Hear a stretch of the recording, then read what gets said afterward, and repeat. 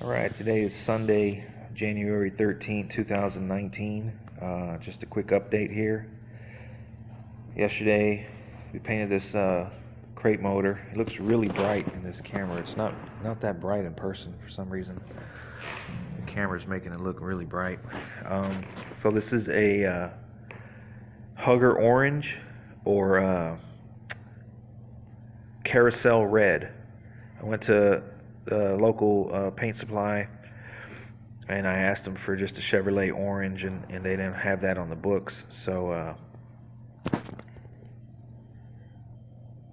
the closest they got was something Hemi orange, which is Hugger orange.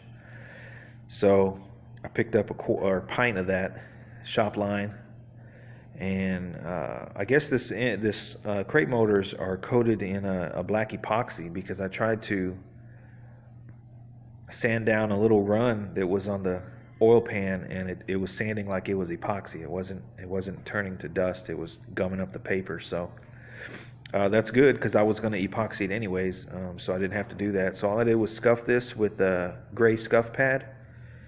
Wax and grease removed it, and I shot this with my little mini detail gun. I took a lot of coats. It took probably 5 coats to cover, and then a couple more touch-ups here and there on the hard angles, because this thing has quite a few different angles to try and paint.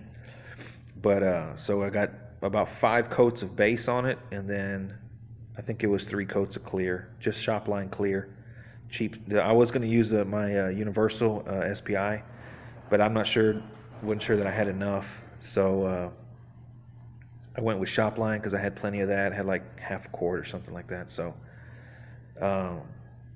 sprayed that up, came out pretty good. This is just a plug here. I had to trying to figure out what size port plug that is. Got to get one. So I painted with the oil pan on. I popped the generic valve covers off, which was kind of a shame because some things were really stuck on there. It seemed like they would be pretty leak proof. So I'm hoping the oil pan is the same and the timing chain cover is the same, because it took quite a bit of effort to get those valve covers off. In fact, I dented them taking them off. So I just threw these on here. I don't think I'm going to use these. They have a little bit more peel than I would like, so I don't know what I'm going to do with them.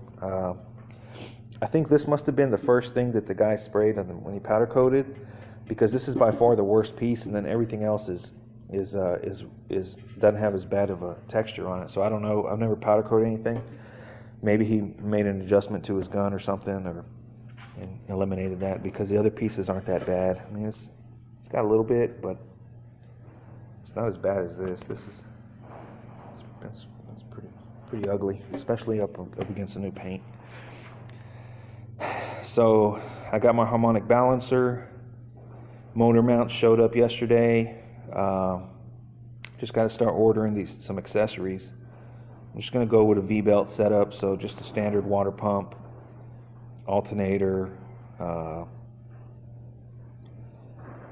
intake. Just going to do just a standard thing. I mean, I'm still looking at probably about $1,000 worth of stuff, but I do like that they marked all the QA, QC.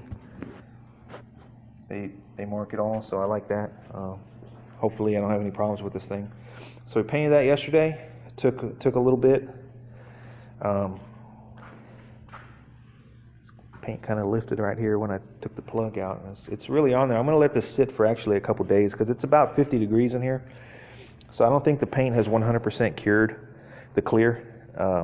Still kind of soft to the touch in some spots. I mean, we really slammed it on, so I'm going to let it cure real good. Hopefully it dries nice and hard. While we were spraying that, excuse me, I debated on what to do with this headliner moldings for the past few weeks here. I mean, I can strip it. It's polished, or it's anodized aluminum. So the chemical you use to strip anodized aluminum is sodium hydroxide. I have some in a concentrated form. When I was polishing, I used to polish trim and stuff out of my garage for a little bit extra cash.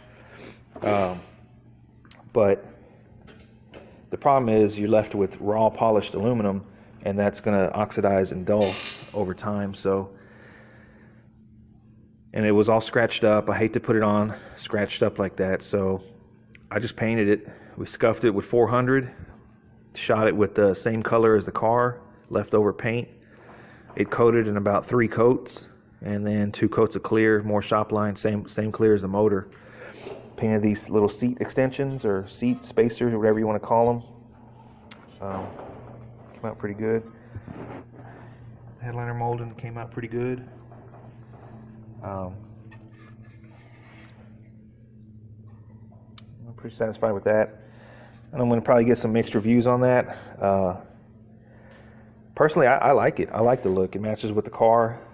It kind of accents the interior a little bit. Matches the dash, so I dig it. Chrome would be optimal. I would prefer chrome plated, but that's not in the budget. So painted is next best. I prefer paint over polished aluminum, because the paint, I mean, you bolt it on, you're one and done. There's no upkeep other than, you know, wipe down for dust or whatever, but it's nothing like trying to polish headliner molding with Mother's aluminum polish or whatever, you know, inside the car, the back seat, all that. I'm not doing all that. So I just scuffed and sprayed it. Came out pretty good. I'm satisfied. I think I'm going to throw those on today. Then I painted or dyed the rear package tray dark blue. I used this SEM stuff I bought at the paint shop, which is overpriced. I think this can was like $15. I hate buying stuff local because they always get you. It's SEM color coat, shadow blue. Matches the dash pad pretty good. So I sprayed the rear deck. I don't know if you guys remember, but I had some issues with the spot right here, so still there, but it's okay. I could live with that, I think, instead of buying a new part. So save a few bucks, and it matches the front dash, so it's pretty good. So that's what we did yesterday. Today I'm gonna put the headliner moldings in. I'm gonna maybe put the driver's glass in, driver's side. I have to run the wiring more proper, pretty much final run, and then plug the motors in and get everything going, because you have to move the window regulators up and down to adjust the glass, so that has to be functional. So just kind of piddling around. Big progress on the motor. Now I just need to buy all the accessories. I got the torque converter already, got the flywheel, so this can go as one piece, and it can actually probably go on the frame, but I'm going to put the intake on and put the water pump and everything on the stand, and then set it all as one piece. I'm thinking about pulling the body back off to do that. I mean, I could probably get away with stabbing it in here, but it's so much easier without the body on. I mean, you're just basically setting it on. So maybe lift the body up, do it under the car, set it on, and then set the body right back on without moving the frame. So I don't know, I'm kind of brainstorming that, or not, or just stab it in there like that. Problem is I don't want to knock the firewall and chip the paint or anything like that. So lifting the body is another hour of work, but it could save a bunch of headache. So we'll see. But I don't know why this is picking it up so red. It's not like that in person. It's orange. Let me see.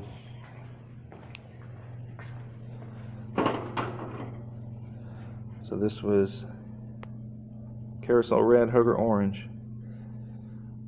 That's the paint that's closest to Chevy orange at your local PPG shop. It's definitely coated good. I'm digging it. Now just to put it together and throw it in there. So stay tuned for more progress.